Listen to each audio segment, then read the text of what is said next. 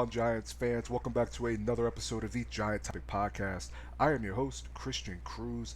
I am joined by one of my favorite human beings on earth. I'm with Coach Edd from Coach Edd Sports.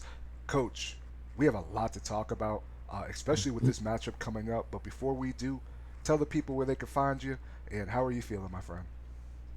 Well, I appreciate you having me on. It's always an honor to be here with you. I'm doing good. Just always out here grinding, just like everyone else. Intrigued by the upcoming game. And anyone looking for me on YouTube, it's real simple. Coach Edd Sports. It's Ed with two D's, EDD. That's where you can find me most. If you want me on Twitter or X, however you classify it, it's Skies Papa 72, and it's POPPA. Awesome. That's the two main places that you'll find me. So, Okay, perfect, perfect. Well, I highly encourage you guys to go subscribe to Coach Ed and as well as give him a follow on Twitter. You can also find us on all social media platforms under the Giant mhm. Topic. I will include both Coach Ed's channel and Twitter in the description box below. And obviously, you guys can find the link to all of our social medias in the description box as well. Coach, the New York Giants will be facing the Denver Broncos in, let's be honest, a matchup that prior to the Philly game, I know a lot of Giants fans weren't feeling as confident. This Mhm. is a matchup that has a lengthy history, right? You know, it goes back to Mhm. the Parcell and Sims days, which I Mhm. was not around to watch. I know you could definitely talk more about that than Mhm. me. But there is somewhat of a rivalry, if you will. Obviously, it's nothing like a division rival, but I would say within the last 2 days, it's been sparking up. And I've seen a Mhm. lot of Broncos fans as well as Broncos players, really talking their talk. Same with Giants Twitter and their players. So I think that we're going to be in for a good game. Let's talk about Mhm. it, right? Going Mhm. into this game, the Giants right now they're going to be 2-4. Denver they're going to be 4-2. They're coming off of an impressive win, the New York Giants versus the Philadelphia Eagles, and Denver is coming off of a win that, let's be honest, was a snooze fest overseas versus the New York Jets, where they scored 13 points. What are some of the things that you're looking for going into this game? Are there any matchups, any plays that you're looking at? What are some of the things that you're looking forward to going into this matchup? Um, I look for, in terms of strategy, schematics, with the Giants offense, how are they going to be able to attack the Broncos defense? Are you going to be effective in the run game? How is that offensive line going to be able to attack the Denver's front seven? To me, that's vitally key to the overall success in this game. If the Giants can set up the run, if they can definitely get the run game going, that can also set a play action that may force Denver to bring an extra defender into the box, which can hopefully open up the back end of their excuse me, the back end of their defense. One of the big keys offensively is going to start with the offensive line for me. Yeah. I usually, anyone who knows me, I always talk about the sexy fatties, and that's the trenches. So that's where you win and lose the football game. And then on the other side, defensively, can we, number one, can we stop their run? Can we not allow them to run? Now, they haven't been overly impressive in the run game, so that's to our benefit. And you don't want Knicks to get going also in the run game, kind of similar to Jackson Dart, because Yeah. you don't usually account for the quarterback in the run game. If he does get outside, get on the edge, and breaks contain, that can be a problem. But if you get them behind the sticks, you get them in second and long, third and long, that allows us to get the pass rushers going. So can we get after them? And one of the things that I love when it comes to defense, can you get good, clean hits on your quarterback, on the Yes. opposing quarterback? I know everyone loves sacks, but the hits are to me a lot more impactful because you now can also affect the quarterback mentally. The old Sam Darnold, I'm seeing ghost thing out there. That's what you want in a quarterback. You want him taking his eyes from looking downfield and worrying about the pass rush, which that helps you out along the way. Or he may rush a pass and Just like Flott did against the Eagles, get that undercut a pass and then hopefully take it to the house. But you know what? Get a nice return that sets the offense up. And then overall turnovers. I really think whoever plays with a shorter field and wins the turnover battle can position themselves to really win this game. Because if the Giants are, consistently in Denver's territory playing with a short field, I'm not worrying about big stat numbers, but the opportunities to try and get down there and score and capitalize. In New York, you got to capitalize in the red zone. That's going to be key. So, Absolutely. you know, No, there you have it. I think you honestly hit it on the head. Looking at Denver's defense, because that's something that a lot of people have been highlighting. They are leading Mm-hmm, the league in sacks with 30 sacks. mm-hmm, Nick Benito right now is leading the NFL with 8 sacks. They have guys all over that can not only create pressure, but they can get to the quarterback. But so do the mm-hmm, New York Giants. You do mm-hmm, have Brian Burns that has 7 sacks. You do have Dexter Lawrence, still one of the better defensive tackles in the NFL. You have Kayvon, you have Abdul Carter, and I fully agree with you where a lot of people do look at the sacks, but I do think that hitting the quarterback and pressuring the quarterback, I think mm-hmm, that does a lot, especially when you're mm-hmm, going against a Bo Nix who, let's be honest here, and Broncos fans would tell you themselves that he looks like he's taking quite a bit of a step back, which is normal, mm-hmm, sophomore slump. mm-hmm, But on top of that, you pair that with Sean Payton, who I've seen plenty of Broncos fans saying that they want him to give up the play calling where he's calling conservative games. He's really relying on the defense to have short fields for Bo Nix.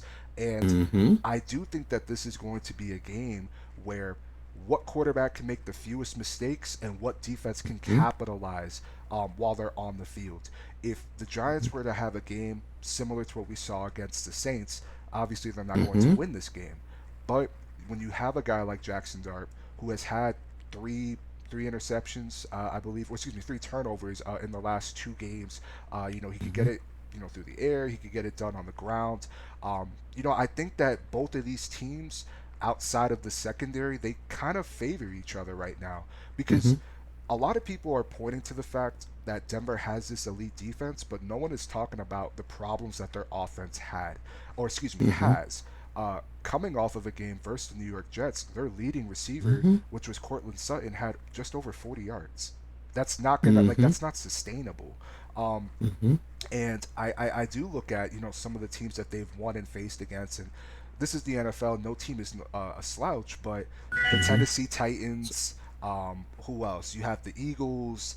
They lost to the Colts, but to me, I don't see this as a team that, in my mind at least, is a top team. I do think that they're a very beatable team, but the Giants are Mm-hmm. going to have to be on their P's and Q's. Coach, Mm-hmm. one thing that I think a lot of people haven't really been giving Kafka and Brian Dable credit for is that recently, specifically with the Philly game, they were fairly successful in the red zone. They were three of Mm-hmm. three in the red zone on third downs, which was a big concern. They were 11 and Mm-hmm. 16. They're scheming guys open. They're being creative. You can tell that Dable has a lot of confidence in Jackson Dart, which he's proving him right. And they're just doing things and implementing things in their game plan that they simply couldn't with Russ or even Jameis Winston. Um, Mm-hmm. I will say you bring up these sexy fatties up front, Mm-hmm. and the interior for the New York Giants right now offensively is, with JMS not playing due to a concussion, excuse me, not practicing due to a concussion, Mm-hmm. it does look a little bit suspect. But you can make the same argument for Denver, who they just put Mm-hmm. Matt Parrott on IR, former New York Giant. But even Mm-hmm. before that, their interior was very suspect, which is why I think that, again, when you look at the wide receiver talent Denver has, when you look at the wide receiver talent that the Giants do, both quarterback plays, both teams who, let's be honest, are, I don't want to say the Giants are relying on their defense to keep them in games, but they are doing everything that they can so that the Giants' defense doesn't cost them games. Is there any particular matchup, whether it's a player for player matchup, coach for coach, are there any matchups that you're looking for in particular that you think will stand out in this game? Well, you said it the last part, coach for coach, because I'm a coach, Yes. and I always look at the strategies. I mean, anyone who knows me knows I am probably Brian Dable's harshest critic. I really am, and You are. you said it best. He's doing a good job now. Number one, him and Kafka. I love the way that he used Wandell Robinson and put him in the backfield a few times this last game. That's one of the things I've been screaming about that they need to do with Neighbors.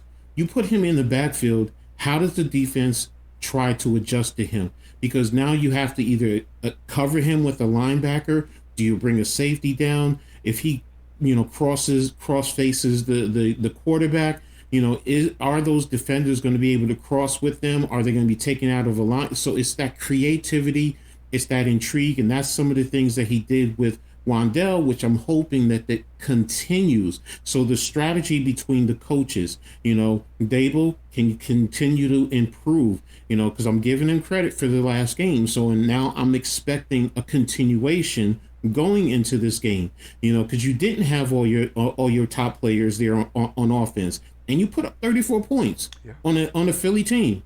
And you can say what you want about Philly. They're still the defending champs. They still have some talented players over there on defense. And New York was physical. That's the other thing. They were very physical, which comes back to the trenches. This can be a boxing match. Guys are going to get out there. It's going to get chippy, and who's going to not back down in a sense. So, when you got the little talk going back and forth on the internet, you know what? I like stuff like that It's because that all that does is, as a player, as a coach, yeah. Now I know I got to really bring my A game. So, and that's what I'm expecting from Dable. Look, you're going up against Peyton. Sean Payton, he's won a Super Bowl. Everyone talks about his offensive ingenuity and his creativity, and he's one of the elite offensive play callers. Well, Dable, as a head coach, you have to step up now and you have to meet the challenge, if not exceed it. So, and I'm expecting him to. I will be, as I always say, look, I give you my critique. I'd love for you to rub egg in my face all the way down my body because prove me wrong. I love it, because when you do that, then I don't mind being wrong. I really don't, because I want the Giants to win. I want the Giants to succeed, So and look, if he continues to improve and get better, that's only going to help this organization in the long run, and that's all you can ask for. So players are out there playing for him. They're competing. The strategy: him versus Sean Payton. Which coach is going to get their team to perform? Because, like you said, they're almost mirror images in certain categories. So, Yeah. you know what? It's going to come down to the coaching because coaching matters. I know a lot of fans don't think it does, but coaching really matters. It really matters. So, in Dable, a lot of Giants fans are down on him, but we want to see him succeed, to be honest with you. We want him to turn it around because that just means the Giants are trending the right way and they're going to be, in the end, winning. So, from this game, and you're playing supposedly one of the top defenses, that can also build up your confidence as a coach as well as the football team. And Absolutely. one last thing too. Talk to me. One intriguing strategy. I mean, the Giants had the extra time off. We played last Thursday. Hmm. Denver played Sunday. And then Denver's also coming from England back home. So all of that plays into I put all of that into play. So that's why to me it's like, okay, well, Dable, you've had extra time. You've had plenty of extra time. You should be this team should be well ready for this game. So it should it's and the way you played Philly, yeah, my expectation level has now stepped up. I'm expecting this team with all of that to be ready. So it comes down ultimately. You're going to talk about the players out there, and rightfully so. But realistically, the win or the loss to me is going to be on the coaches.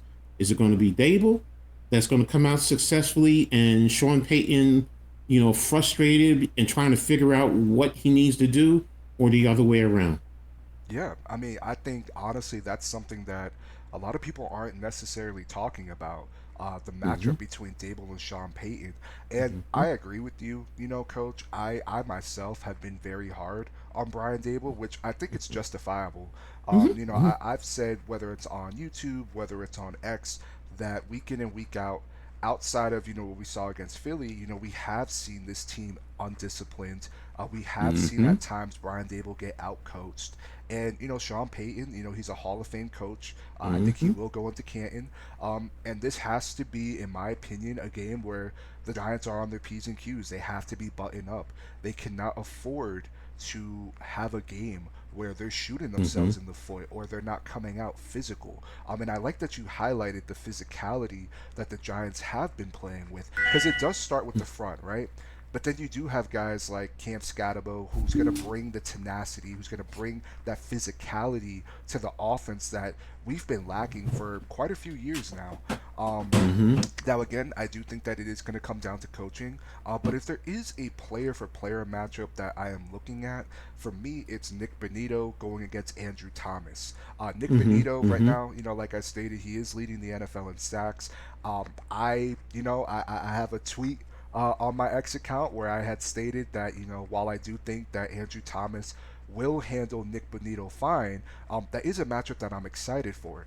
That blew Mm-hmm. up, and I have Broncos fans, people that cover the Broncos, not just quote tweeting and bookmarking and commenting on my stuff. They're also private messaging me some insane things that for me, I thought Philly fans were crazy, but they really take the cake. You would think that this is an undefeated Broncos team, and they have Mm-hmm. Patrick Mahomes at quarterback.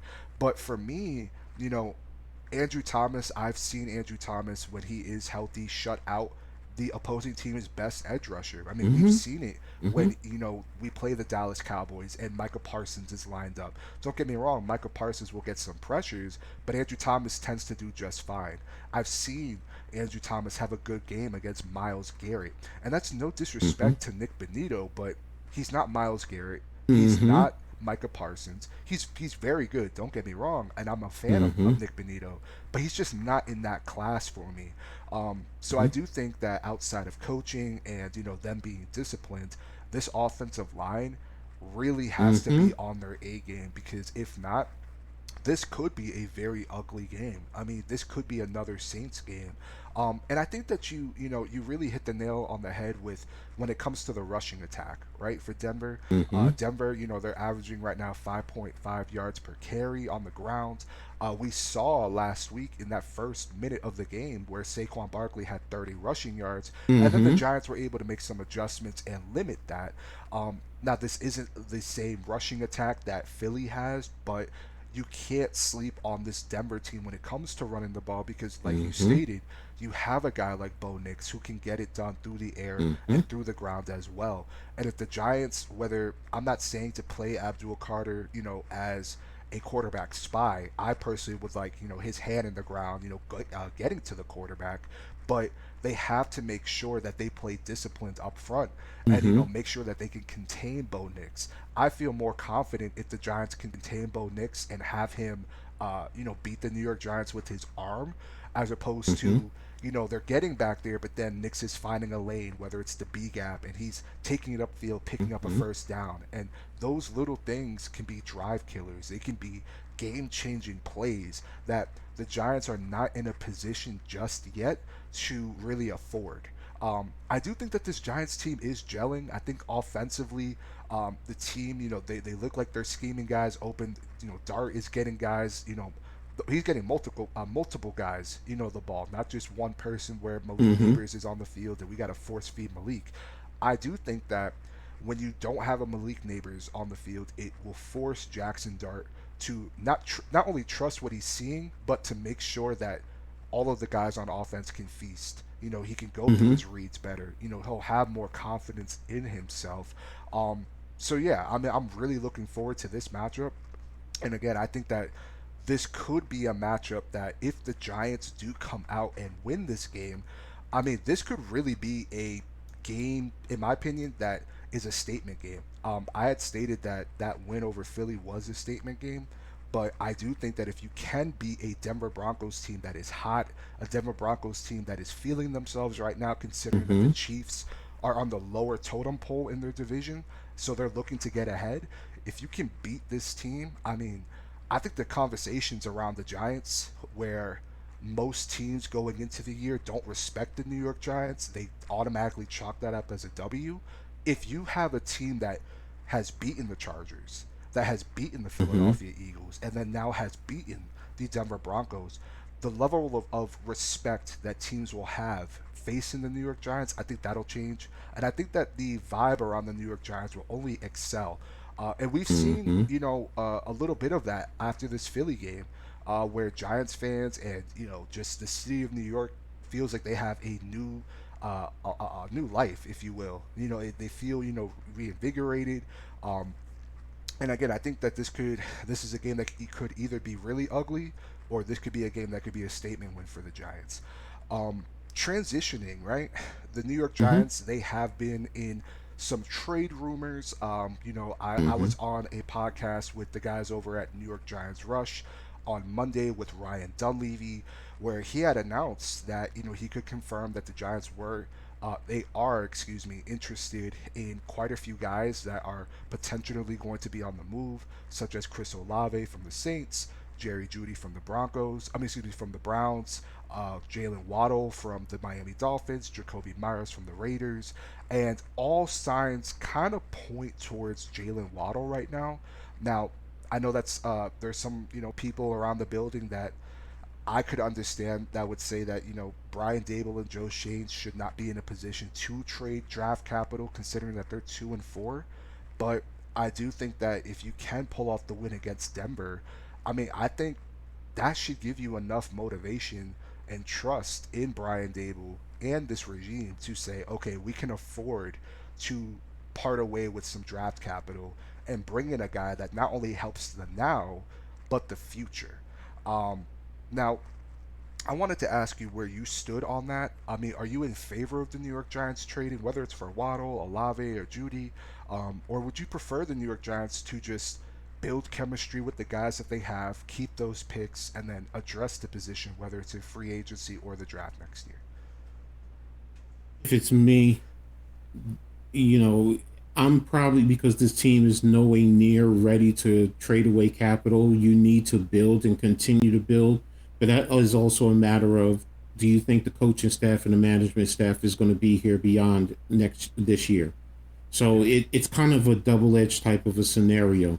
If I'm thinking that, it's Brian Dable and Joe Shane and they're fighting for their jobs, yeah, they're going to try and do a trade, to help this team win right now. And if I'm looking at it from that perspective, then yeah, it makes sense. Now I've heard all those same players. I even heard about T. Higgins possibly, depending on if the Bengals are going to go ahead and blow it all up this season. Not saying you definitely can afford to bring him in, but if you're going to make a trade and he's offered, to me that would be the first receiver if he is legitimately available. Through the rest of them, I probably would go Olave. Um, Waddle to me, and I had a discussion with Big Pac and NYG about this the other day. And I even said to him, I said, Waddle kind of is just a little bit taller version of Wandale Robinson in this manner. I look at him more of a slot receiver as opposed to an outside type of a receiver. Now, I'm not saying he can't be the number two as a slot receiver, but that's kind of what I'm looking at. You basically have Wandale Robinson. You can use him in the same manner, even put him in the backfield, get creative with him in that manner. He's a very productive receiver. Questions about his durability, so I mean, those are all there, but he's a very good player. And then when Neighbors comes back, he was slot in as the number two very nicely. Olave is pretty much the same thing. You can also make the argument that Olave is a slot receiver, but you can also play him on the outside. You saw what he did at O State. He played on the outside. He has been productive doing that. So whether he's inside or outside, I can look at him a little bit more playing inside outside as opposed to Waddle. But they're both very good players, and I think they both would help the Giants. But my preference, if you're going to make a trade and it's those two, I would probably go Olave first. T. Higgins, the dream fantasy for me. That's where it is. Number one, I've been crying about getting him for years, but I also understand about the money. But if you could get him and have Neighbors next year, you're talking about a dynamic wide receiver group. that would help the offense immensely, immensely, because you're going to have to at least play two safeties back, which opens up the run game also. It also allows you to further develop your tight ends. You then have Slayton and Wandell Robinson. That's a four wide receiver set. Who are you going to really defend? And now you're going to have to probably play a safety or a linebacker on one of those two. So again, that's the dream. That's the fantasy. I get it. That's not always realistic. Based on what I'm looking at right now and the rumors, it's probably Olave number one for me with Waddle number two. But realistic, my big picture, if I had my way as I'm the head coach and I knew I was going to be here, no, we need all the draft picks we can get to build this team and build this organization the right way. We need young talent. Yeah, and I definitely understand it from the draft perspective. I mean, I've always treated draft picks like, they're not gold. I've Mm-mm. never been too entirely afraid to, part ways with picks. But I Mm-hmm. do understand where you're coming from too, and I do like Chris Olave, even though I do prefer Jalen Waddle in this offense. I think Chris Mm-hmm. Olave. I mean, yeah, like you said, you could play him outside, you could play him on the inside. But for me, my biggest concern has always been just his health, specifically with the concussions. Because if you do trade, whether it's a Fair. fourth round pick or a future third round pick, right? And let's Mm-hmm. say you get a couple games out of him and then he takes a hit, and he has a concussion, is that going to be career altering considering how many he's already dealt with in his short NFL Fair. career? Or can it be a situation like, what we saw with Sterling Shepard, who has dealt with multiple concussions Mm-hmm. and he's balling out in Tampa? And you look at Mm-hmm. Brandon Cooks, another guy who's dealt with multiple concussions. He's still balling around the league. So I do agree with you. It is a double-edged sword, especially if they do trade these assets away and Joe Shane and Brian Dable are not here. So that's something that they have to consider. Mm-hmm. Um, for me personally, I'm very intrigued by Jalen Waddle because, like you said, you can play him in the slot. I've seen games where Miami does play him outside and he does win those matchups, but he does typically work inside a lot more. Um, Mm-hmm. but I just envision an offense where you have a guy that teams have to respect, they have to play off of. You could target him in the middle of the field. He's a downfield threat. You could get him involved in the run game, whether it's a jet sweep. And I can kind of get behind, the Wandale comparison in the respect of the ways that they could use him. Um, Mm-hmm. but for me, one of my biggest things that I've told Giants fans is if they are going to trade for a wide receiver, it needs to be a wide receiver that, at least for me, that it's an improvement over Darius Slayton. And I'm not saying that Mm-hmm. Darius Mm-hmm. Slayton is the standard, but it doesn't make sense to bring in a guy, at least for me, like Jacoby Myers from the Raiders, who I think is a Darius Slayton clone. Now I know some Giants fans and other fans of teams that may be watching this may not agree with me, but for me, I'm in the same boat as you. Whether it's Olave or whether it's Jalen Waddle, I think both of those players, if you insert them into this offense with the guy like Jackson Dart throwing them the ball, um, I think that if they could stay healthy, I mean, either one of those players could be big in this offense, especially with Malik Neighbors coming back next year. Now, on the our All In Art Stapleton pod that I had Mm-hmm. seen earlier today, he was joined by Benjamin Albright, where they were talking about what the compensation could potentially look like for a trade with Jaden Waddle. And they were stating that they think that it's going to look like a conditional third round pick that could turn into a second, depending on how many snaps and how much production Jalen Waddle has for the rest of the season. Cap wise, I mean, his contract is very, in my opinion, I think that it's favorable. I think that it's manageable considering how much cap space the New York Giants are going to have in the future. Whereas a guy like Olave, if you trade for him, you are going to have to extend him, right? With Mm-hmm. Jalen Waddle, you'll Mm-hmm. have a couple years of security with him, and you're still going to have a guy like Jackson Dart on a rookie contract. You'll have guys like Daniel Jones's contract coming off the books, which should free up a ton of money. Um, but either way, regardless of whether they trade for a wide receiver or not, I have to feel confident that the Giants are heading in the right direction to be in the position to make a trade like that. Mm-hmm. Because just because Mm-hmm. we're feeling good and that we're feeling confident in this team off of one game from Philadelphia, the record is what the record is. They're a 2-4 Mm-hmm. team. We Mm-hmm. could argue back and forth of whether they should be this record, they should be this record. They're still two Mm-hmm. and four. Um, and Mm-hmm. I agree. I do think that if they're not going to trade for a wide receiver, which I think a lot of Giants fans would be upset with that. But if they don't, use those picks and use free agency Mm-hmm. to your advantage to bring some more Mm-hmm. guys on the interior. Re-sign Jermaine Illuminor, re-sign Kayvon Thibodeau. Make sure that you can provide as much talent as you can around Jackson Dart so that you have your franchise quarterback excel. I don't think any Mm-hmm. Giants fan wants another Daniel Jones situation where Jackson Dart is set up for failure from the jump. Um, Mm-hmm. so that's something I'm in the same boat with you. Whether it's Mm-hmm. Olave or Waddle, I'm not going to complain. Or if they don't make any moves and they just roll out with the guys that they have, which I don't necessarily agree with, then I'll be fine either way. Coach, Mm-hmm. just to wrap up this video, what are some of your final Mm-hmm. thoughts going into this Broncos game? Who do you have winning this game and why? I have the Giants winning because I just, like I said, first and foremost, the travel. The Giants had the rest, the travel for Denver. You struggled with the Jets. You struggled with the New York Jets, Mhm. and you scored 13 points. And yes, they scored 11. Don't get me wrong. And their quarterback play was atrocious. But our quarterback play with the Giants, even for a rookie, is much better than what the Jets have. So I feel a little bit better there.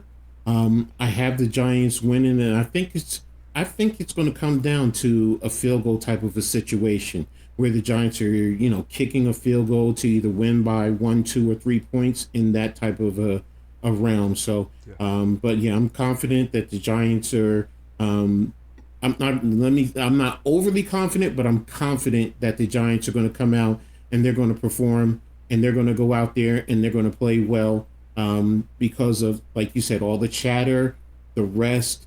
Dable has, and his staff has had the opportunity to sit down and scheme up things for Denver. You just had them on a Sunday morning where you could sit back and watch the game and take your notes and then come up with your game plan from there. So it's like, okay, I feel good, about the possibility of the Giants coming back with a win. Now, if they were both playing on Sunday, maybe I would hedge a little bit more to Denver, maybe by 1 or 2 points. But I think the travel is a big thing. Their performance against the Jets um, didn't leave in an aspiring feel deep inside. And like you said, the chatter, and I think New York is going to is really step up. I mean, you have Dart, and don't forget about Scatterbull. Scatterbull, plus he's playing closer to home, so maybe he has people that are going to come down. So, and he wants to put on a good show,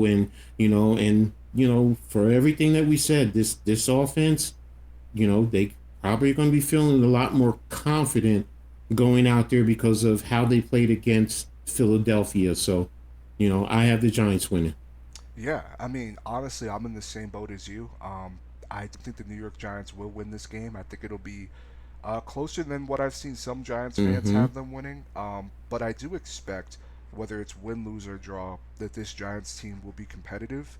I think that they'll be Mm-hmm. physical. I do think that when you factor in that the New York Giants are, you know, they're coming off a stretch where they've had time to rest. They've had time to, they Mm-hmm. didn't travel. They were home. To really sit down and analyze this Broncos team. I think that when you factor in the travel and you factor in that the Giants are playing like a team with their back against the walls, their head coach is on the hot seat. They're Mm-hmm. hearing the fans and the media, kind of counting them out. Understandably so. They're 2-4. Mm-hmm. But I do think that this is a game that the New York Giants could win, and I think that they should win. If you could put pressure on Bo Nix, and if our offense Mm-hmm. can play turnover-free football, and we're not shooting ourselves in the foot, I like our chances with our defense going against their offense. And I'm sure Broncos fans feel the same way, where they feel confident in their defense going against our offense and their offense going against our defense, considering that our secondary, it's not the worst in the league, but they're giving up 240 Mm-hmm. yards per game. But Mm-hmm. all in all, I think the New York Giants win this game. I think they'll go to 3-4. So I'm glad you and I can agree Mm-hmm. with that. Coach, Mm-hmm. I really do appreciate your time. I appreciate you stopping by to the Giant Topic Studio.